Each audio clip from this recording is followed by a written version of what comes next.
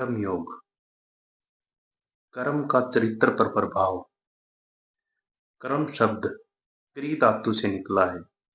क्री धातु का अर्थ है करना। जो कुछ किया जाता है वही कर्म है। इस शब्द का पारिभाषिक अर्थ कर्म फल भी होता है। दार्शनिक दृष्टि से यदि देखा जाए तो इसका अर्थ कभी कभी वे फल होते हैं जिनका कारण हमारे पूर्व कर्म रहते हैं। परंतु कर्म योग में कर्म शब्द से हमारा मतलब केवल कार्य ही है। मानव जीवन का चरम लक्ष्य ज्ञान लाभ है। प्राच्य दर्शन शास्त्र हमारे सम्मुख एकमात्र यही लक्ष्य रखता है।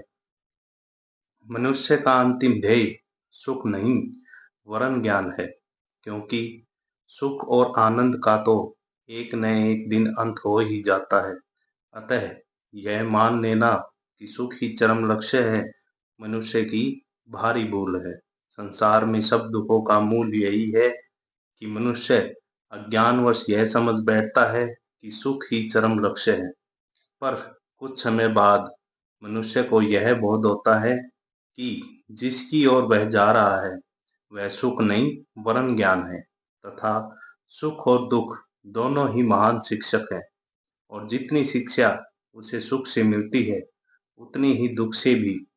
सुख और दुख ज्यों-ज्यों आत्मा पर से होकर जाते रहते हैं, त्यों-त्यों वे उसके ऊपर अनेक प्रकार के चित्र अंकित करते जाते हैं, और इन चित्रों अथवा संस्कारों का समष्टि के फल को ही हम मानव का चरित्र कहते हैं।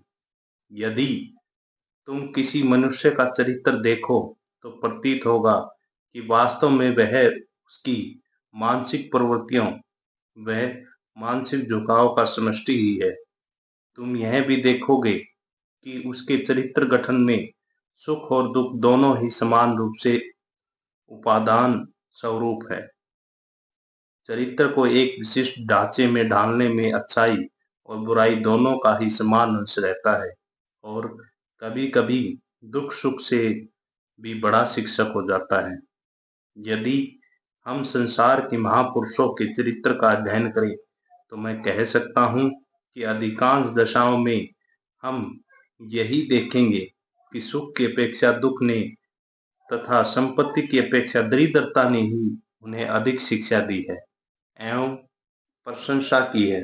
अपेक्षा निंदा रूपी आघात ने ही उसका अंतशत ज्ञानाग्नि को अधिक प्रस्फुरित किया है।